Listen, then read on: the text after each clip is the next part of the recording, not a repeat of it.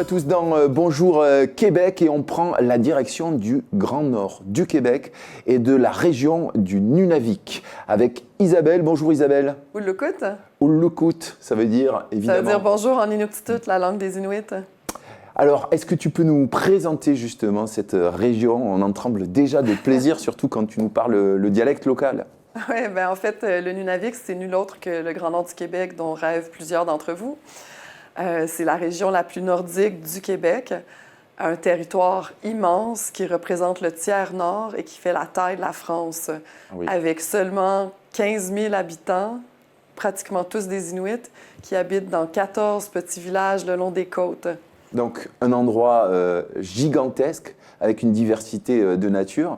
Et justement, qu'est-ce qu'on va pouvoir vivre comme expérience là-bas, comme émotion? Est-ce que tu aurais deux, trois... En fait, comme c'est une culture entièrement différente, la culture des Inuits, et que le territoire est beaucoup plus au nord avec des paysages complètement différents du reste du Québec, même pour nous, les Québécois, de voyager dans le Grand Nord, c'est comme voyager ailleurs. C'est un dépaysement total, ouais, avec une nature gigantesque et différente. Tu peux nous en parler, justement? Oui, justement, notre région abrite 4 parcs nationaux qui en fait, sont hôtes de joyaux de la nature. On a, par exemple, les plus hautes montagnes, non seulement du Québec, mais du Canada à l'est des Rocheuses. Dans le parc national Couraujuac. On a aussi un cratère météoritique qui a formé au cours des années un lac complètement circulaire avec une eau des plus pures au monde qu'on appelle affectueusement l'œil de cristal parce qu'avec l'eau, ça ressemble à un œil de cristal dans le parc national des Pigoualuit. Pigoualuit qui veut dire des petits boutons, donc des cratères. Et on a aussi le plus grand parc national du Québec, le parc national Tursuyuk, qui, lui, abrite des mers intérieures où on peut faire du kayak de mer, entouré de cuestas hudsoniennes qui rappellent un peu le Far West. Et le dernier, mais non le moindre, le parc national, attention, Ulitanuyalik, qui abrite en fait la rivière Georges, la fameuse rivière Georges, dont plusieurs explorateurs font la descente de rivières. Alors, il y a cette nature, mais il y a aussi la faune qui vit sur place. Oui, évidemment, quand on vient au Nunavik, la faune, il ne faut pas passer à côté d'aller à la rencontre de plusieurs espèces arctiques, dont l'ours polaire qui règne en souverain sur le territoire et qui est, dans le fond, au sommet de la chaîne alimentaire. On peut partir en bateau à la recherche d'ours polaires dans son habitat naturel côtier. On va pouvoir aussi être témoin de la migration des caribous qui suivent pratiquement le même chemin à chaque année, traversant des rivières. Et il y a aussi de petites hardes de bœufs musqués qui sont impressionnants à voir parce que c'est un animal qui est tiré tout droit de la préhistoire.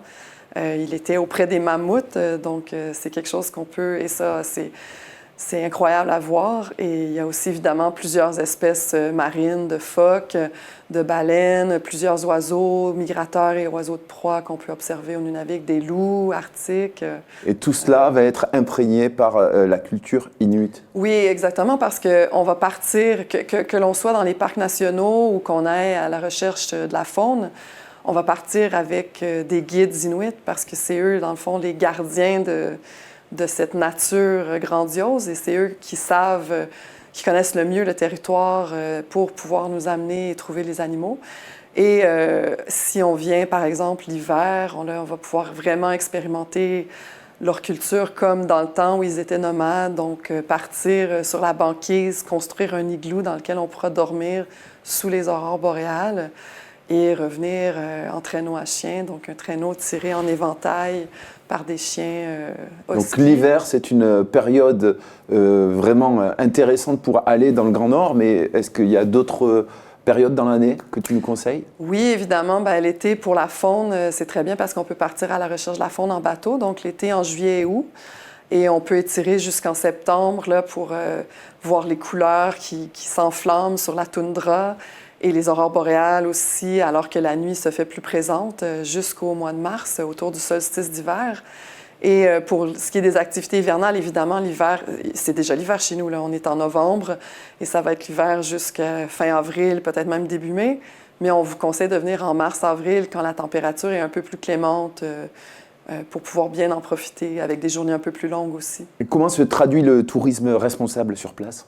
Bien, en fait, le Nunavik, n'étant pas relié au réseau routier du reste de la province, ça fait que c'est une région éloignée, peu accessible à tout le monde. Donc, en soi, ça promouvoit déjà le tourisme durable, bien qu'on s'y rende en avion.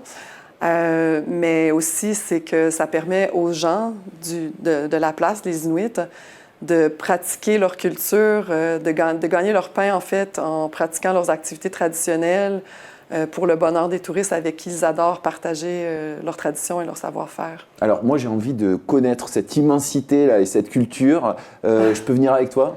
Oui, allez, mets ta parka, je vais atteler les chiens et on part. C'est pour ça qu'elle est là, d'accord. Ouais, alors, on va s'équiper, on y va. On y va, à terre. D'accord, et d'ici là, moi, ce que je vous propose, c'est qu'on se retrouve très vite pour un nouveau numéro de Bonjour Québec.